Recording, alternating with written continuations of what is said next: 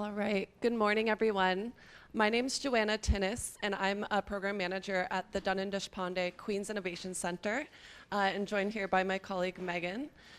It's wonderful to be here this morning and get started off on the right foot, hopefully, for the session today.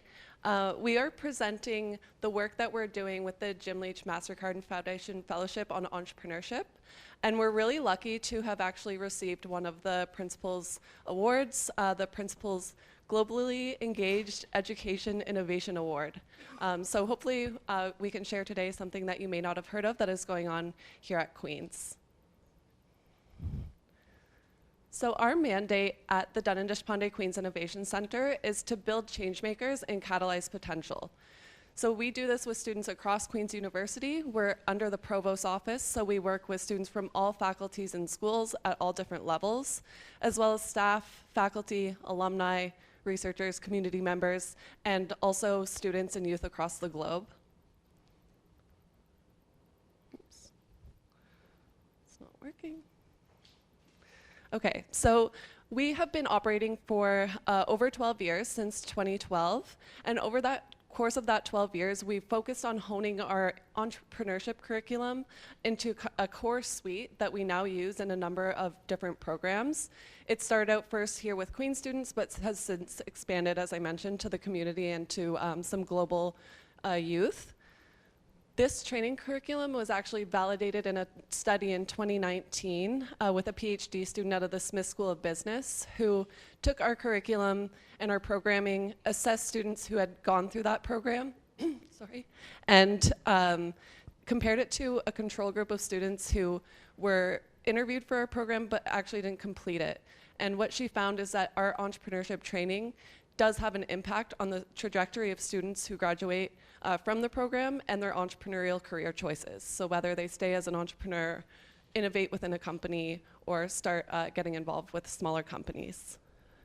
And since then, we've had a very impact-driven approach. Our delivery in our programs is grounded in impact evaluation and continuous assessment, and the theory of change model is something that we've adopted and is used quite rigorously, as you'll see in our African programming. So in addition to having our own impact-driven approach, we also try to strive to improve Queen's impact globally, so aligning as much as we can with the Queen's global engagement strategy and also the strategic framework to help increase the impact of the institution on a global level. And this includes partnerships with Queen's global engagement, alumni relations, undergraduate recruitment, faculty of education, and others across the university. And then with that background, Megan's going to talk about the Jim Leach MasterCard Foundation Fellowship, the kind of strategy we use, some of the impact metrics, success stories and learnings, and we'll go from there. Perfect.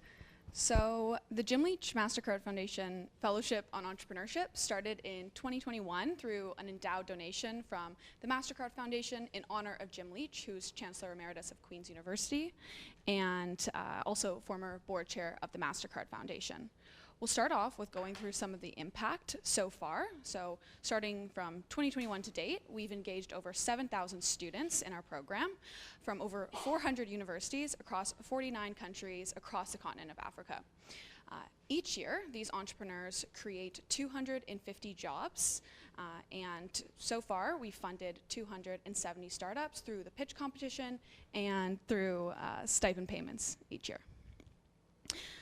In total, we've given $200,000 worth of seed funding to these ventures.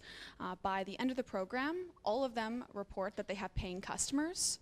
98% say that the program was very or extremely helpful in starting their venture. And 50% of the seed funding awarded in the pitch competition is awarded to female-founded ventures. And of the 250 entrepreneurs that hire every year, at least 80% of them, or around 80% of them, are youth. So how do we get here? So the program's divided into 3 phases over 8 months. The first phase is Explore Entrepreneurship, where entrepreneurs are learning how to identify their customer and understand what they can provide for them.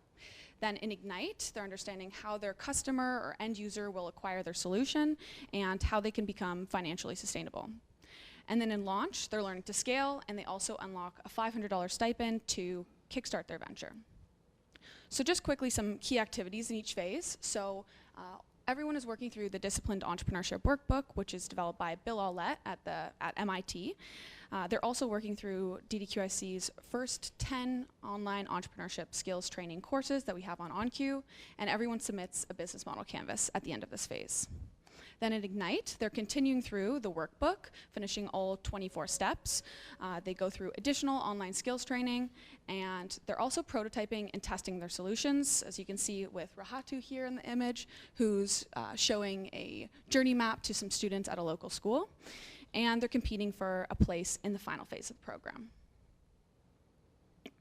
Then finally, in launch, as I said, everyone unlocks a $500 stipend. They also participate in bi-weekly pitch updates, so this is just an opportunity for them to meet with our team of mentors, program coaches, and other students in the program to get feedback on their current activities. They also partake in a live workshop series. We have two, one specifically for the Jim Leach Fellows, and then another one as well for our entrepreneurs that are in our center, but we live stream them, so all of our entrepreneurs around the world can take part, and everyone is competing for a spot in the final pitch competition. So from 2021 to now, we've made several changes to the program to continue to improve its impact based on participant feedback and research that our team and other teams at Queen's have done. And I'll run through the top 6 changes that we've made. So first is many ways to increase accessibility of the program. So many of our learners are in low resource environments, maybe can only use their mobile device, don't have a reliable internet connection. So for these reasons, we've made the program completely accessible through a smartphone. All content is available to be downloaded offline, and we continue looking for ways to make it, available for low bandwidth. All the content is available in inclusive formats. This includes screen reader friendly content, closed captioning. We also have sign language interpreters at key events, and much more. Next is we have a rigorous impact evaluation framework. So this is a survey, or 4 surveys, one that's distributed at the beginning of the program, and then after each subsequent phase to track progress, changes in mindset, skill set development, and much more throughout the program. And this was developed in collaboration with the MasterCard Foundation. We're also employing several strategies to advance gender equity. So I have 6 listed here, but I'll just go through a few briefly. So we have targeted recruitment channels through program alumni, NGOs, and other community organizations that target women so that we can reach more at the application stage, and this has enabled us to have a 14% increase in female applicants from 2021 to date. We also have tailored training and an inclusive curriculum, so those who need to balance multiple responsibilities in their life, for women in particular, responsibilities at home have come up quite a lot, and through these strategies we've been able to increase retention by 30%. We also empower alumni as leaders in the program. So Michelle is a mentor who helps current cohorts, and Pascal here is one of our fantastic program coaches, and we have a team of 10 who work with all of the entrepreneurs throughout the 8 months. And something that we heard right from the beginning is, even though this is an online program, they're looking for ways to connect, network, and find co-founders in person. So each year we host several in-person networking opportunities and events. Here are 4 examples here in Ghana, Nigeria, Kenya, and then of course we have some in our center as well in Mitchell Hall for those of us who are local. And then the last thing is expanding support systems. So we're fortunate to have the support of over 150 Queen's University alumni, entrepreneurs, and innovators around the world to help us support the entrepreneurs in our center, and we're expanding this network across Africa to have more contextually relevant support. Okay, so we've got 1 minute. So obviously we're doing a lot here, and we realized really quickly that the demand for our educational entrepreneurship training far exceeded the capacity of our small team. So we've developed a strategy to work with local delivery partners in continent who then receive our curriculum and deploy it in a contextually relevant way to their own learners. So we've done this through a number of partnerships listed here, government organizations, institutions with innovation centers, and also some youth-led organizations. And then I'll jump quickly to the end here. This quote, "Talent is distributed evenly around the world, but opportunity is not," is what really drives our team and is really focusing on the problem that we're trying to solve, which is giving those who may not have the opportunity to receive a Queen's education exactly that. And for those who may read Alex Usher's One Thought to Start Your Day, yesterday he talked a lot about the participation gap between low socioeconomic students and those with high socioeconomic status. And we believe that increasing that access is more than just affordability. It's creative solutions like this Jim Leach MasterCard Foundation Fellowship Program that gives students that opportunity and access to education. So thank you so much.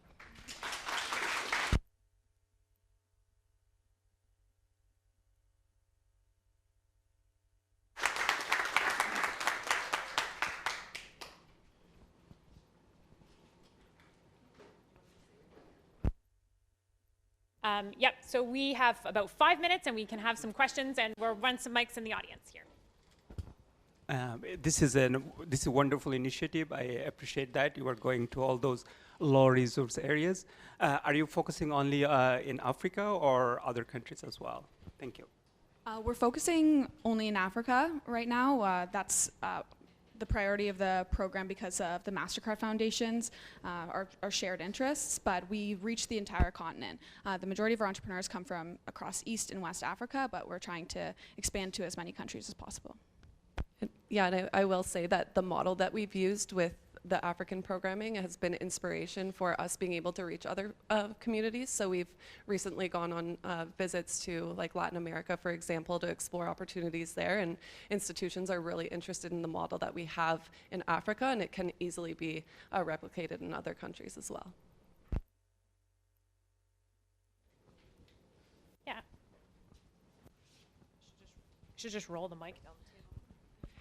Can you speak a little bit more about the program coach and what kind of, how many students would they work with and what do they do, sort of thing?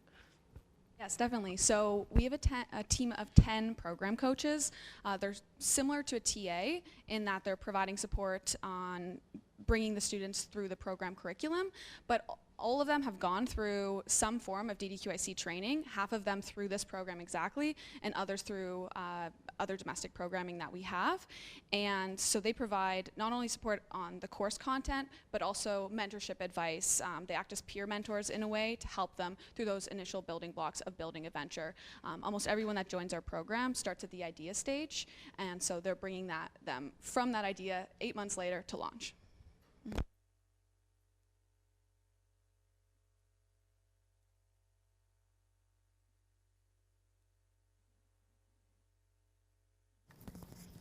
Thank you, great presentation. I was wondering if you could speak to maybe the process of when you say you have a collaboration with, for example, the University of Accra, and you give them the materials and train them up to sort of expand their reach. How does that generally work? Yeah, so we start off with just an initial conversation on what they're looking for, what we typically provide. It depends on the partnership, and we like to cater it to each partner and what they need and what they have.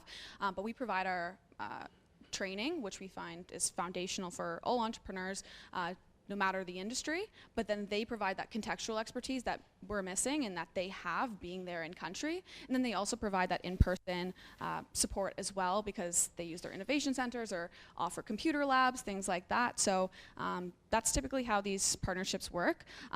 I'll just highlight a few here. So CD Ghana, which is the first one we had in 2022, that's founded by Kingsley Kwaku Pinkra. He's from Ghana, and he took our program, reached out to us, said, I really like the content. I think it'd be great in my NGO. So he took it and brought other partners on board and has expanded it from there. And now he's reaching thousands of Ghanaians a year through this collaboration that we have.